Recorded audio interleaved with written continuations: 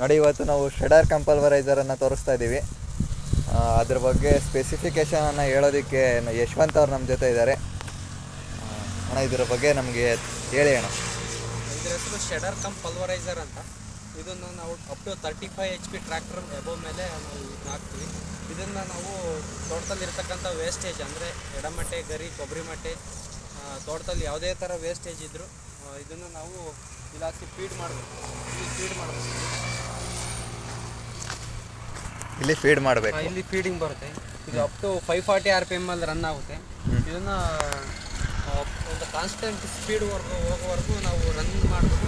ಆಮೇಲೆ ಒಂದು high speed ಆದಮೇಲೆ ನಾವು ಜೋರಾಗಿ ಹಾಕ್ಬೇಕು. ಅಂದರೆ ಇದು ಟ್ರ್ಯಾಕ್ಟರ್ ಶಾಫ್ಟಿಂದ ಇದಕ್ಕೆ ಶಾಫ್ಟ್ಗೆ ಒಂದು ಕನೆಕ್ಟ್ ಮಾಡಿಕೊಡ್ತೀವಿ.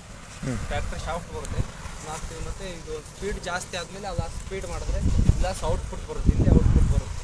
ಅಂದರೆ ಇದರ ಹತ್ರ ಹುಷಾರಾಗಿ ನಾವು ಹಾಕಬೇಕು. ಅಂದರೆ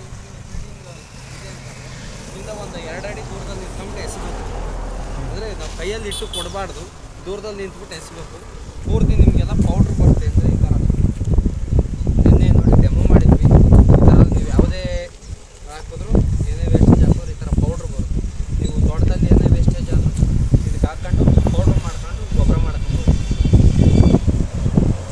ಮತ್ತು ಇದು ನಾವೆಲ್ಲ ಕೊಡ್ತೀವಿ, ಪೌಡ್ರ್ ಆಗುತ್ತೆ. ಮತ್ತು ಸೇಫಾಗಿ ನಿಂತ್ಕೊಂಡು ಹಿಂದಗಡೆಯಿಂದ ಕೊಡಬೇಕು. ಒಂದು 2 ಅಡಿ ದೂರ ನಿಂತ್ಬಿಟ್ಟು ಇದರಲ್ಲಿ 36 ಬ್ಲೇಡ್ ಬರುತ್ತೆ.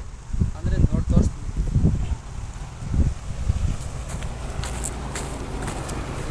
ಇಲ್ಲಿ ಚಿಕ್ಕ ಚಿಕ್ಕ ನಿಮಗೆ ಕಾಣ್ತಾ ಇದೆಯಲ್ಲ ಬ್ಲೇಡ್, ಅವನ್ನ ಬೀಟರ್ ಅಂತ ಕರಿತೀವಿ. ಅದು ಪೂರ್ತಿ ಪೌಡ್ರ್ ಮಾಡುತ್ತೆ. ಬ್ಲೇಡ್ ಅಂತಂದರೆ ನೋಡಿ ಇಲ್ಲಿ ಕಾಣುತ್ತೆ, ಇದು ಬ್ಲೇಡು. ಈಗ ಈ ಬ್ಲೇಡ್ ಏನೋ ಮಾಡುತ್ತೆ, ನಿಮಗೆಲ್ಲ ಪೂರ್ತಿ ಪೀಸ್ ಮಾಡುತ್ತೆ.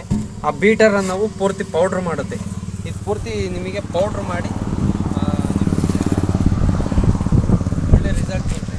ನೀವು ಇದನ್ನು ಜಾಸ್ತಿ ಆದಷ್ಟು ಬೇಸಿಗೆಯಲ್ಲಿ ಯೂಸ್ ಮಾಡಿದ್ರೆ, ಅಂದರೆ ಡಿಸೆಂಬರ್ ತಿಂಗಳಿಂದ ಮಾರ್ಚ್ವರೆಗೂ ಯೂಸ್ ಮಾಡಿದ್ರೆ ಒಳ್ಳೆ ರಿಸಲ್ಟ್ ಬರುತ್ತೆ. ಯಾಕೆಂದರೆ ಅವಾಗ ಜಾಸ್ತಿ ಒಣಗಿರುತ್ತೆ, ಡ್ರೈ ಸೀಸನ್ ಜಾಸ್ತಿ ಬೇಸಿಗೆ ಇರುತ್ತಲ್ಲ, ಡ್ರೈ ಸೀಸನ್ ಆಗಿರುತ್ತೆ. ಅದರಿಂದ ರಿಸಲ್ಟ್ ಚೆನ್ನಾಗಿ ಬರುತ್ತೆ. ನೀವು ಮಳೆಗಾಲದಲ್ಲಿ ಯೂಸ್ ಮಾಡಿದ್ರೆ ಪೂರ್ತಿ ಜಾಸ್ತಿ ಹಸಿಯಾಗಿರುತ್ತಲ್ಲ, ಅದೇನಾಗುತ್ತೆ ಹಂಗೆ ಪೀಸ್ ಬಂದ್ಬಿಡುತ್ತೆ, ಪೌಡ್ರ್ ಆಗೋಲ್ಲ. ಬೇಸಿಗೆ ಯೂಸ್ ಮಾಡಿದ್ರೆ ಪೂರ್ತಿ ಪೌಡ್ರ್ ಆಗುತ್ತೆ, ಗುಡ್ ರಿಸಲ್ಟ್ ಬರುತ್ತೆ. ಅದಕ್ಕೋಸ್ಕರ ಇದನ್ನ ಬೇಸಿಗೆಯಲ್ಲಿ ಯೂಸ್ ಮಾಡಬೇಕು. ಒಳ್ಳೆ ಡಿಮ್ಯಾಂಡ್ ಇದೆ ಸರ್ ಇದು. ಇದು ಜಾಸ್ತಿ ಡಿಸೆಂಬರಿಂದ ಜನವರಿ ತಿಂಗಳಲ್ಲಿ ಜಾಸ್ತಿ ಹೋಗೋದು. ಅಂದರೆ ಅವಾಗಲೇ ಜಾಸ್ತಿ ಅಲ್ವಾ ಯೂಸ್ ಮಾಡೋದು, ಪೂರ್ತಿ ಹಿಂಗಾರು ಟೈಮಲ್ಲಿ. ನಮ್ಮಲ್ಲಿ ಹಿಂಗಾರು ಟೈಮಲ್ಲಿ ಇದನ್ನು ನಾವು ಸಬ್ಸಿಡಿನಲ್ಲಿ ಕೊಡ್ತೀವಿ. ಕೃಷಿ ಇಲಾಖೆಯಿಂದ ನಿಮಗೆ ಸಬ್ಸಿಡಿನೂ ಬರುತ್ತೆ. ಬೇಕು ನಿಮ್ಗೆ ಹೆಚ್ಚಿನ ಮಾಹಿತಿ ಬೇಕು ಅಂದರೆ ಫೋನ್ ಮಾಡಿ, ನಾವು ಹೇಳ್ತೀವಿ.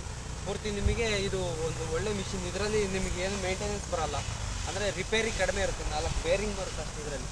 ಬಂದು ತೋರಿಸ್ತೀವಿ, ಬೇರಿಂಗ್ ತೋರಿಸ್ಬೋದು ನೋಡಿ. 4 ಬೇರಿಂಗ್ ಬರ್ತವೆ. ಈ 4 ಬೇರಿಂಗಿಗೆ ನೀವು ಗ್ರೀಸ್ ಮಾಡ್ಕೊಬೇಕು. ಗ್ರೀಸ್ ನಿಪ್ಪಲ್ ಕೊಟ್ಟಿರ್ತೀವಿ ಇದರಲ್ಲಿ. ಈ ಗ್ರೀಸ್ ನಿಪ್ಪಲ್ 4 ಬೇರಿಂಗ್ ಬರ್ತವೆ. ಮುಂದೆರಡು ಬರ್ತವೆ, ಹಿಂದೆರಡು ಬರ್ತವೆ ನೋಡಿರಿ. ಈಗ ಬೇರಿಂಗ್ ಬರುತ್ತೆ. ಈ ಬೇರಿಂಗ್ ನೀವು ಡೈಲಿ ಓಡಿಸೋದಕ್ಕಿಂತ ಮುಂಚೆಲಿ ಒಂದು ದಿವಸಕ್ಕೆ 1 ಬಾರಿ ನೀವು ಗ್ರೀಸ ಮೇಂಟೈನ್ ಮಾಡ್ಬೇಕು. ಬಿಟ್ಟರೆ ಇದರಲ್ಲಿ ಪೂರ್ತಿ ಕಬ್ಬಣ, ನಿಮಗೆ ಇನ್ನೇನು ಮೇಂಟೆನೆನ್ಸ್ ಬರೋಲ್ಲ, ಫ್ರೀ ಮೇಂಟೆನೆನ್ಸು. ಮತ್ತು ನೀವು ಏನಾರು ಕಲ್ಲು ಈ ಥರದ ಏನಾರು ಬೋಲ್ಟ್ ನಟ್ಟು ಕಬ್ಬಣದ ಐಟಮ್ ಏನಾರು ಹಾಕಿದ್ರೆ ಮಾತ್ರ ಬ್ಲೇಡ್ ಹೋಗುತ್ತೆ. ಬಿಟ್ಟರೆ ನಿಮ್ಗೆ ಇನ್ನೇನು ಆಗೋಲ್ಲ, ಫ್ರೀ ಮೇಂಟೆನೆನ್ಸ್ ಇರುತ್ತೆ. ಒಳ್ಳೆ ಮಿಷಿನ್ ತಗೊಂಡು ಮತ್ತು ಒಳ್ಳೆ ಯೂಸ್ ಮಾಡ್ಕೊಳ್ಳಿ ಅಂತ ನಾನು ರೈತರನ್ನು ಕೇಳ್ತಾರೆ. ಕೊಟ್ಟಿರೋ ದುಡ್ಡಿಗೆ ಒಳ್ಳೆ ರಿಸಲ್ಟ್ ಬರುತ್ತೆ. ನೀವು ಅಂದರೆ ದುಡ್ಡು ಕೊಟ್ಟು ಬೇರೆ ಕಡೆ ನೀವು ಗೊಬ್ಬರ ತಗೊಳ್ಳೋದು ಬದಲು ನಿಮ್ಮಲ್ಲೇ ಇರ್ತಕ್ಕಂಥ ತ್ಯಾಜ್ಯ ವಸ್ತುಗಳನ್ನ ಹಾಕೊಂಬಿಟ್ಟು ನೀವು ಗೊಬ್ಬರ ಮಾಡ್ಕೊಳ್ಳಂಗೆ ಪೌಡ್ರ್ ಮಾಡ್ಕೊಂಡು ನಾವು ಬಳಸ್ಕೋಬೋದು. ನೀವೇ ಪೌಡ್ರ್ ಮಾಡ್ಕೊಂಡು ನೀವೇ ಬೇರೆ ಕಡೆ ದುಡ್ಡು ಕೊಟ್ಟು ತರೋಬದಲು ನಿಮ್ಮಲ್ಲಿರೋ ತ್ಯಾಜ್ಯ ವಸ್ತು ನೀವು ಗೊಬ್ಬರ ಮಾಡ್ಕೊಂಡು ಕನ್ವರ್ಟ್ ಮಾಡ್ಕೊಂಡು ಒಳ್ಳೆ ಯೂಸ್ ಮಾಡ್ಕೊಬೋದು.